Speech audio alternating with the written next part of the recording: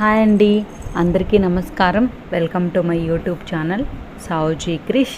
నేను ఈ వీడియోలో మీకు ఒక దేవాలయం గురించి చూపించాలనుకుంటున్నానండి. ఆ దేవాలయం ఏంటంటే కోదండ రామాలయం అండి. హనుమంతుడు లేని ఏకైక దేవాలయం అండి. ప్రతి రామాలయంలో తప్పకుండా హనుమంతుడు ఉంటాడండి, కానీ ఈ రామాలయంలో మాత్రం హనుమంతుడు ఉండడండి.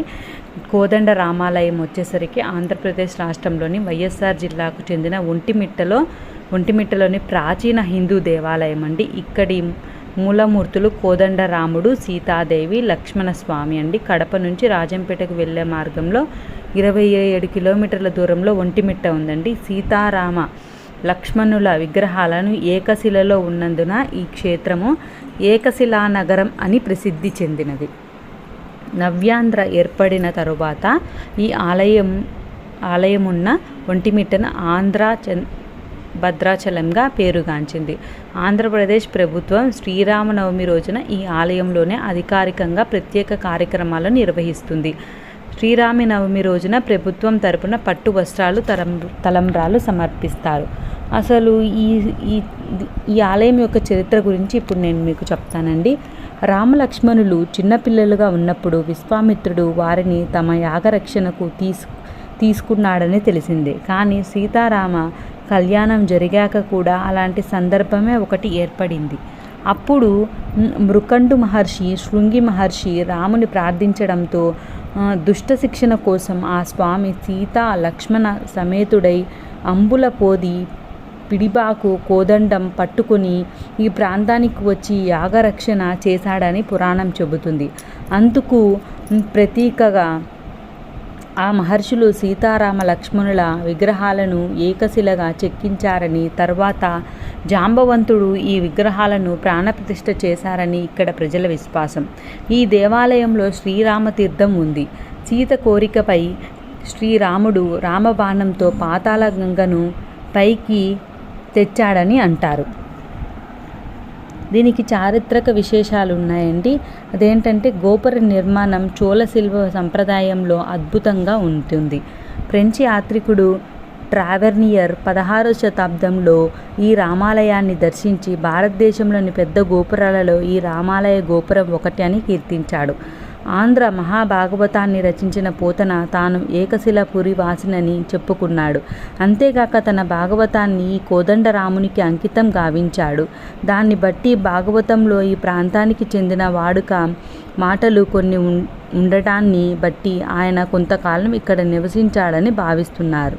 ఇప్పుడు ఆలయ విశేషాల గురించి చెప్పుకుందామండి. ఈ ఆలయంలోని ప్రధాన విగ్రహం యొక్క ఒకే శిలలో రాముడు, సీతా, లక్ష్మణుడు విగ్రహాలు చెక్కబడ్డాయి. దేవాలయాల్లోని మూల విగ్రహాలలో రాముని విగ్రహం పక్కన హనుమంతుడు విగ్రహం లేని రామాలయం భారతదేశంలో ఇదొక్కటే. శ్రీరామ హనుమంతుల కలయికకు ముందే ఒంటిమిట్టలో సీతారామ లక్ష్మణులు ఏకశిలా విగ్రహం స్థాపించినట్లు కథనం. హనుమంతుడు పరిచయం అవ్వక ముందే ఇక్కడ ఏకశిలా విగ్రహం అనేది ఏర్పాటు చేశారంటే అందుకనే హనుమంతుడు లేని ఏకైక భారతదేశంలో ఇదొక్కటేనండి రామాలయం. ఈ కోదండ రామాలయానికి 3 గోపుర ద్వారాలున్నాయి. విశాలమైన ఆవరణ ఉంది. ఆలయ ముఖద్వారం ఎత్తు సుమారు 160 అడుగులు. 32 శిలా స్తంభాలతో రంగమండపం నిర్మించబడింది. గోపురాలు చోళ పద్ధతిలో నిర్మించబడినాయి. రంగమండపం విజయనగర శిల్పాలను పోలి ఉంది. పోత్తపి చోళులు, విజయనగర రాజులు, మట్టి రాజులు ఈ ఆలయాన్ని 3 దశలుగా నిర్మించారు.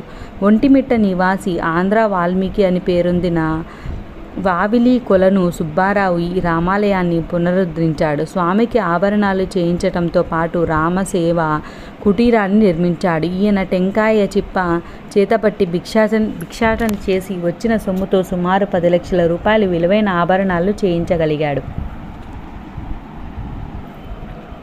పోతన, అయ్యలరాజు, రామభద్రుడు, ఉప్పుగుండూరు వెంకటకవి, వరకవి మరెందరో ఈ స్వామికి కవితార్చన చేశారు. ఈ దేవాలయంకి పక్కన రథశాల, రథం ఉన్నాయి. ప్రతి సంవత్సరం చైత్ర శుద్ధ నవమి నుండి బహుళ విధియ దాకా బ్రహ్మోత్సవాలు జరుగుతాయి. చతుర్థి నాడు కళ్యాణం, పౌర్ణమి నాడు రథోత్సవం ఉంటాయి. నవమి నాడు పోతన జయంతి నిర్వహిస్తారు. కవి పండితులను సత్కరిస్తారు. 2002 బ్రహ్మోత్సవాల సందర్భంగా ఆలయ సమీపంలో మహాకవి పోతన విగ్రహాన్ని ఆవిష్కరించారు. బ్రహ్మోత్సవాలు చంద్రుని వెలుగుల్లో స్వామివారి బ్రహ్మోత్సవాలను ఇక్కడ నిర్వహించడం ఈ ఆలయ ప్రత్యేకత. దీని వెనుక ఒక పురాణ గాథ ఉంది.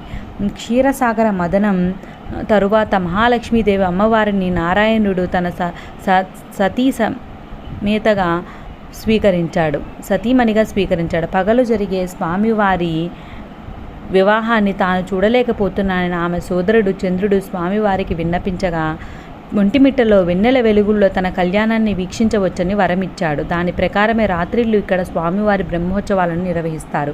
ప్రతి ఏటా శ్రీరామనవమి ఉత్సవాలు 9 రోజుల పాటు ఘనంగా నిర్వహిస్తారు. ప్రశాంత వాతావరణానికి నెలవైన ఈ ఆలయంలో పర్యాటక శాఖ వారు ఏర్పాటు చేసిన విద్యుత్ దీపాల వెలుగులు ఎంతో శోభాన్నిస్తున్నాయి. థ్యాంక్ యూ అండి. ధన్యవాదాలు.